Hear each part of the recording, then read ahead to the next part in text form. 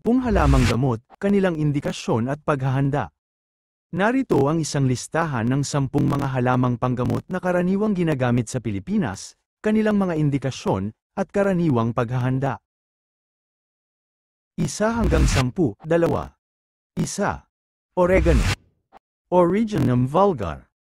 Mga indikasyon, ubo at sipon. Paghahanda, mag-extract ng juice mula sa mga dahon at inumin. 2. Guava. Psydium guajava. Mga indikasyon, antiseptiko, pagtatae. Paghahanda, gumamit ng pinakulo ang dahon para sa paghuhugas ng mga sugat. 3. Alaw, Premna odorata. Mga indikasyon, ubo at sipon.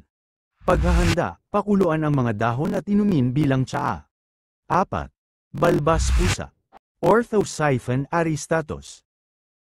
Mga indikasyon, diuretic, para sa mga impeksyon sa ihi. Paghahanda, pakuluan ang mga dahon at inumin bilang tsaa. 5. Malunggay. Moringa oleifera. Mga indikasyon, suplemento ng nutrisyon, tulong sa paggagatas. Paghahanda, magdagdag ng mga dahon sa mga sopas o gumawa ng tsaa. 6. Duhat. Syzygium cumini. Mga indikasyon, anti-diabetic. Paghahanda, pakuluan ang bark at inumin bilang tsaa. 7. Banaba. Lagerstemia speciosa. Mga indikasyon, diabetes, pagbaba ng timbang.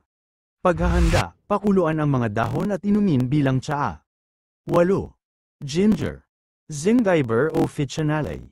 Mga indikasyon, pagduduwal, namamagang lalamunan.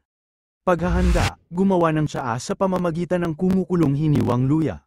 9. Turmeric. Curcuma longa. Mga indikasyon, anti-redness, antioxidant. Paghahanda, paghaluin ang pulbos na turmeric na may mainit na tubig o gatas. 10. Tawa-tawa. Euphorbia hirta. Mga indikasyon, lagnat ng dengue. Paghahanda, pakuluan ang mga dahon at inumin bilang tsaa.